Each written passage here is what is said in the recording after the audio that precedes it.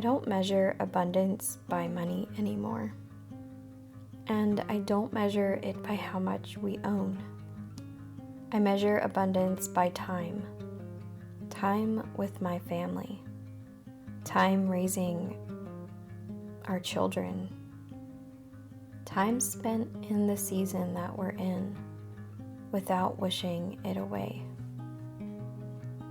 And I think that's something a lot of us are quietly longing for right now.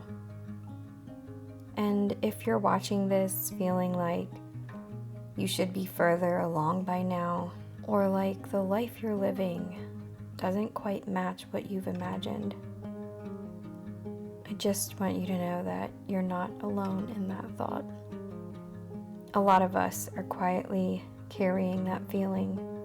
We don't always say it out loud, but it's there. I've learned that sometimes the discomfort isn't because we're doing something wrong. It's because we're being asked to see our life differently. Maybe we're being asked to stop measuring our worth by progress. Maybe we're being asked to stop rushing through the days that we'll miss one day. Maybe we're being asked to notice what's already here instead of constantly scanning for the next thing. A lot of us think discomfort means something needs to change out there, when sometimes the change is happening in here. And that kind of change doesn't look productive. It looks quiet. It looks like waiting. It looks like learning how to live fully inside a life that doesn't look impressive. So many of us feel stretched thin, always chasing what's next, always feeling like what we have should somehow feel like more. But abundance didn't show up in my life when we finally had stability. It showed up long before that, and I didn't arrive at this way of thinking easily. I didn't always define abundance this way. There was a season of our life that stripped everything down, physically, emotionally, and spiritually. And it was in that season that taught me what enough really looks like. Let me show you how I got here. We used to live on a converted school bus for almost 2 years. And during the building phase, when everything was still coming together, we lived in that bus with the bare essentials. We slept on mattresses that were on the floor. We didn't have any counters, didn't even have a kitchen to cook just yet. I cooked all of our meals in an Instapot that sat on a fold-up table. And we didn't have a couch to sit on for a break when we were tired. We had to fold our beds away every morning just to have space to move through the bus to build the next thing. Once the bus was finished, we lived in it, as I said, for almost 2 years. We didn't travel that whole time, but the time we did travel, we did it really slowly, and we tried to make it work. But over time, the reality of bus life began to wear on us. The instability, the uncertainty around work, constantly needing to figure out where we could park and stay. It wasn't one big moment that made me realize what abundance really is. It was a gradual knowing. Eventually, we reached a point where continuing traveling no longer felt right for our family. So we called it quits on bus life and stayed long term on a farm. And that was where the waiting really began.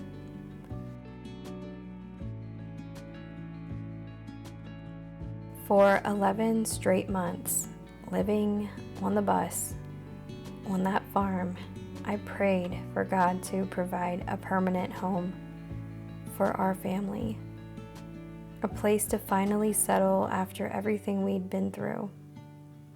And in that season of waiting, something shifted in me. At the time, I didn't realize it, of course, but I was learning what enough really was. I know some people watching are in a season like this right now.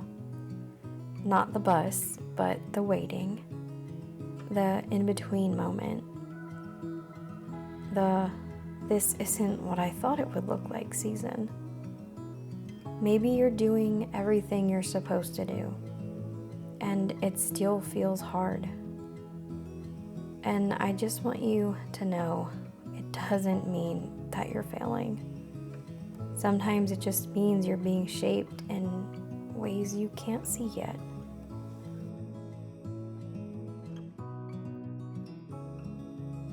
Before the bus, I had spent years building a home.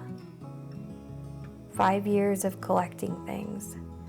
Furniture, decor, all the pieces that made a house feel like a finished home. And then, almost all at once, I let it go. When you live with only the bare essentials long enough, something inside you happens. You stop needing so much to feel okay. That season stripped things down in me, not just physically, but internally. It taught me that abundance isn't about how much you own. It's about how little you actually need to live a full life. Today we're, of course, living in a house again. And yes, I am accumulating things again. If you've seen my kitchen, you know that. But it's different now. I don't buy things quickly. I don't buy impulsively. If something new comes into our home, it's usually something I waited months for, sometimes longer. And I don't mind living with what we have while we wait, because I know what it's like to live with almost nothing. And because of that, everything now feels like enough. That season in the bus was hard. We were in survival mode. I wasn't baking, I wasn't cooking from scratch. I wasn't creating the kind of home rhythms that I value now. And this season of life is different. Now I get to build slowly again, not out of lack, but out of intention. I don't measure abundance by money anymore, and I don't measure it by how full our house is. I measure abundance by time. Time with my husband, time raising our children together, time spent outside, watching my kids run and explore. If I ever start to feel discontent, all I have to do is step outside with my kids, and I remember how full my life really is. Nothing could make that any better. I think so many of us get pulled into chasing a certain kind of life, a certain look, a certain lifestyle, because we saw it somewhere online. And there's nothing wrong with wanting a beautiful home. But sometimes we get so focused on building something impressive that we miss the lives unfolding right in front of us. I wish I could go back and tell my younger self that. I was so focused on the wrong things. Living a life of abundance isn't about having everything you want. It's about learning to be content with what you already have, buying what you need, and not letting the pursuit of more steal your joy and your peace. That's what enough means to me now. I think a lot of us feel alone in this. We scroll and see people who seem to have it all figured out. More money, more clarity, more certainty. And meanwhile, we're just trying to be faithful with what's right in front of us. If that's where you are, I want you to know there are more of us here than you think.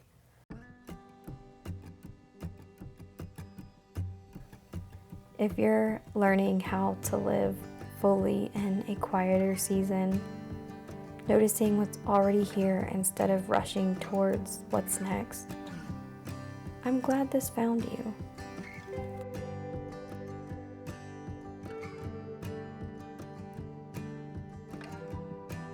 This space is for the in-between seasons, for learning how to live fully before everything makes sense, for noticing the life that's already happening while we're waiting for what is to come next.